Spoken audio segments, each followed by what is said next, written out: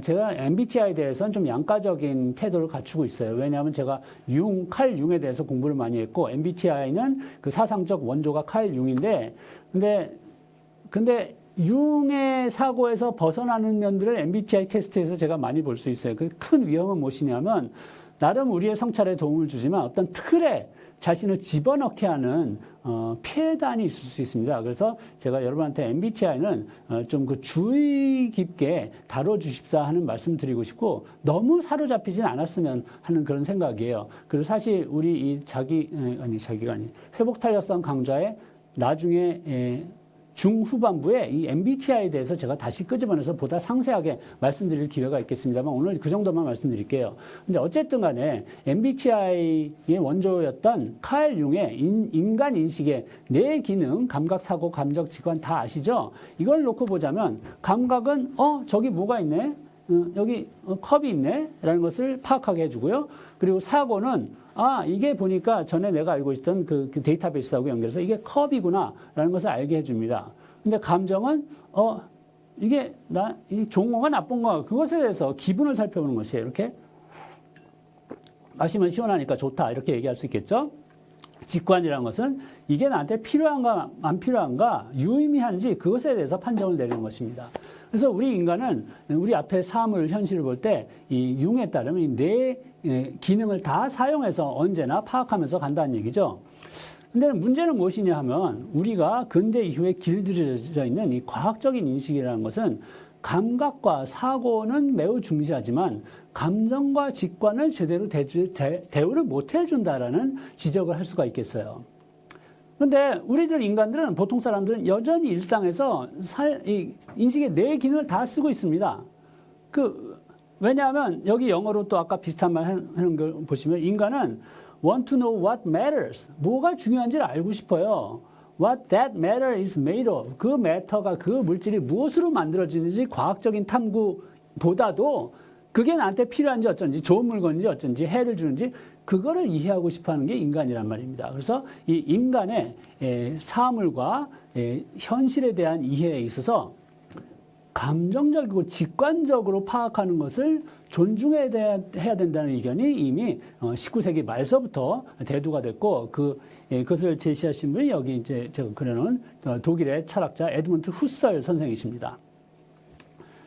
과학과 일상적 삶 사이에 괴리가 발생했어요. 과학으로 설명해 주는 것만으로 내 삶의 의미를 파악하기는 어렵단 말입니다. 그래서 그 괴리를 채워줄 방식으로 이 사람이 현상학을 태동시켰고, 피노미놀로지라는 것인데, 이 현상학에서는 인식에서 이성뿐만이 아니라 과학적으로 접근하는 것뿐이 아니라 우리의 매우 주관적인 느낌과 감정과 직관 등등도 중시하는 그런 풍조를 태동시켰습니다. 그래서 이 감정이 우리의 세상 인식에서 중요한 것에 대해서 추가 설명을 드리기 위해서 제가 여기 밑에 가져온 미국의 유명한 시인이자 농부이자 생태운동가인 웬델 베리라는 선생의 이야기를 잠깐 끄집어내겠습니다. 이분은 그 산속에서 상간마을에서 농사 짓고 시도 쓰면서 사는 분이라, 거기서 이제 새를 보면서 자신이 느꼈던 건 이런 이야기를 풀어서 쓰고 있거든요. 드리고 갈게요.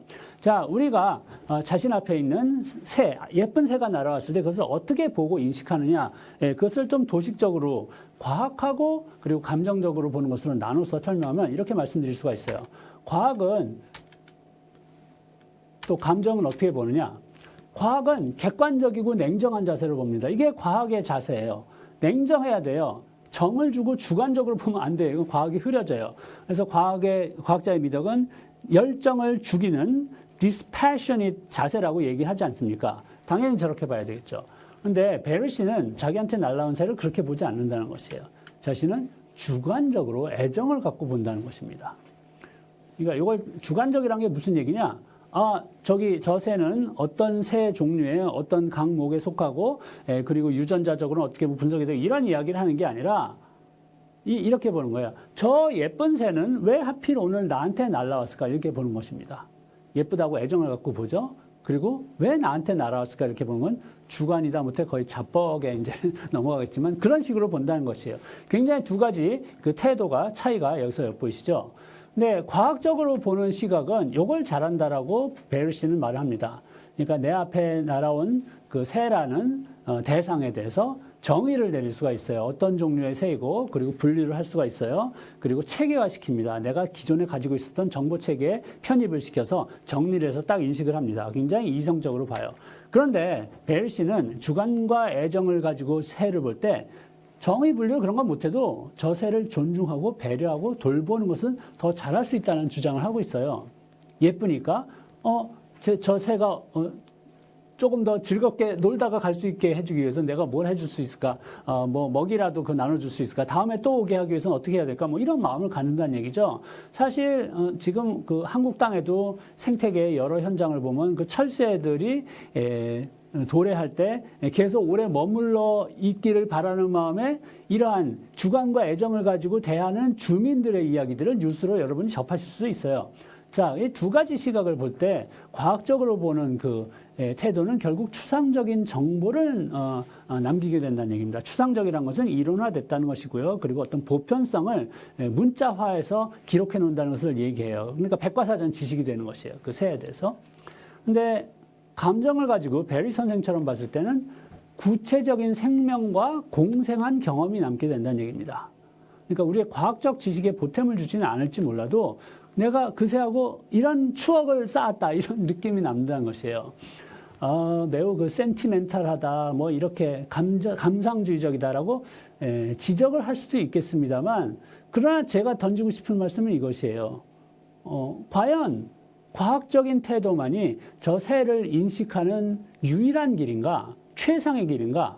아니면 베리 선생처럼 감정을 가지고 새한테 다가가는 것은 불필요한 것인가? 질문을 던질 때 꼭 그렇게 확연하게 대답을 할 수 없다는 얘기입니다. 생명하고 함께 살아보고 보는 경험, 추억으로서 그 생명을 더 존중할 수 있다면 우리가 생태계를 더 잘 돌볼 수 있고 그리고 여러 가지 현 시대가 맞닥뜨리게 된 여러 가지 기후 온난화라든가 재앙 같은 것에 대해서 보다 적극적으로 그 개선책을 찾을 수 있는 마음가짐이 피어날 수도 있지 않을까 하는 생각이에요. 그냥 쉽게 이렇게 생각해 보시죠. 새가 아니라 여기 우리가 키우는 반려견 강아지가 있고 그것을 어떻게 우리는 보는가를 생각해 보시기 바랍니다. 우리가 강아지 한 마리를 입양해서 키워요. 그러면 그 강아지를 과학적인 시각으로 봅니까? 저 강아지는 골든 두들 종이거나 아니면 하이브리드야. 그렇기 때문에 앞으로 한 10년 정도 살 것이고, 그리고 뭐 서식지는 어디고, 그리고 특성은 이런 것이 있으면 유전자는 어쩌고 그런 것을 분석해서 우리가 그 정보를 갖기 위해서 저 개를 키우는 것은 전혀 아니에요. 우리는 굉장히 감정적으로 주관과 애정을 가지고 그 개를 키우게 됩니다. 우리 예쁜 똘똘이 그러면서 안고 키워요. 내 자식처럼 생각하는 사람들도 있지 않습니까? 그럴 때 구체적인 생명과 공생한 경험이 남는다는 얘기죠. 제 말씀은 위의 방식하고 아래 방식하고 어떤 게 더 이 개 또는 새를 이해하는데 도움을 주느냐 이것을 생각해 볼 필요가 있다는 말씀이에요. 방금 그 새를 예뻐하면서 키우는 그 자세에 대해서 이런 관점으로 또 생각해 볼 수가 있겠어요. 사두 순달 싱이라는 분은 인도의 기독교 사상가입니다. 굉장히 이제 특이하신 분인데 이분이 이런 말씀하셨어요. 새를 알아내려고 결국 해부하게까지 되는데 그럼 생명은 사라졌다는 것이에요. 새를 이해하기 위해서는 그 생명과 함께 살아야 되는 게 아니냐 그런 말씀을 하고 있죠. 이것하고 비슷한 차원에서 제가 드리는 말씀이 그 양자역학 발전에 크게 기여한 하이젠베르크 씨가 하신 이런 말씀입니다. 살아있는 유기체를 생화학적 체계로 취급할 때마다 그것들은 생화학적 체계로 행동할 수밖에 없다. 살아있는 유기체를 살아있는 유기체처럼 존중하면서 사랑하면서 대할 때마다 그것은 그렇게 나한테 반응할 수밖에 없다라고 바꿔서 말할 수도 있지 않냐는 그런 말씀이에요. 여기서 제가 제시하는 관점은 아까 제시한 그 후살 선생의 현상학에 나온 레벤스벨트 라이프 월드라는 관점입니다. 우리는 생활세계라고 번역해요. 그러니까 생활세계는 라이프 월드는 사이언스 월드하고 달라요. 과학세계는 굉장히 엄정한 이성적인 관찰, 현미경을 통해서 이해한 그런 세계를 우리한테 제시하는데 그런데 생활세계에서 우리는 현미경이 아니라 마음으로 이해를 한단 말입니다. 마음, 감정이에요. 감정으로 이해할 때 우리가 알게 되는 다른 세계가 있어요. 그 세계에서는 결국은 각각의 감정이 중시되기 때문에 공감이 추구되고요. 엠퍼시라는 것입니다. 각각 구성원들의 공감을 나누는 방향으로 나아가는 것을 지향하게 되거든요. 우리가 사회적인 존재로서 공동체를 이루면서 사는데 순전히 객관적이고 냉정한 과학적인 관점만이 아니라 그것에 더해서 감정을 중시하는 생활 세계를 중시하는 현상학적인 이해도 필요하지 않냐는 이야기를 하지 않을 수 없다는 말씀입니다. 여기서 내가 주인공인 삶의 스토리텔링을 내면화한다는 말씀을 드리는 것은, 그러니까 아까 베르 씨가 하신 것처럼 저 새가 날아오는데 그 예쁜 새가 왜 나한테 날아올까, 이런 식으로 보는 게 내가 주인공이 되는 것이에요. 그러니까 마치 내 앞에 펼쳐진 장면이 나하고 완전히 분리돼서 상관없는 어떤 스크린상의 프로그램이 아니라 내가 그 안에 들어가 있는 것이에요. 그러니까 주객이 떨어진 게 아니에요. 내 관찰자 주와 저 객이라는 새가 사실은 한데 같이 살고 있는 것이에요. 주객 일체, 주객 호년의 경지까지 들어갈 수 있는 것이 내가 주인공이 되는 삶의 스토리텔링이라고 말할 수가 있겠습니다. 우리는 그런 시각으로 우리의 삶을 볼 수 있을까? 이런 질문을 제가 여러분께 드리는 것이에요. 제가 지난 시간에 이런 말씀드렸죠. 시련을 위장된 축복으로 해석하는 내 이야기 만들기. 내 멋대로 해석하는 내 삶의 이야기입니다. 남의 해석이 아니에요. 객관적으로 과학적으로 분석해서 종합해서 얘기하는 것이 아니라 내 주관으로 그냥 써가는 나의 삶의 이야기라는 것인데, 그러니까 내 앞의 삶을 또는 사물을 고정된 입자처럼 보는 게 아니라 무한히 가변적인 과정으로 인식할 때 내가 그 안에 들어가서 살면서 그것을 바꿀 수 있는 가능성을 생각할 수 있거든요. 그러니까 아전인수격 해석이에요. 그걸 하라는 것이에요. 멋대로 아니냐? 이 삶이 결국은 내가 이끌어가는 것 아닙니까? 내가 삶이란 도박판에 밖에서 남의 어깨 너머를 보면서 훈수 두는 것, 얼마든지 객관적으로 훈수 둘 수 있어요. 그러나 그것은 영원히 내 삶을 사는 것은 아니에요.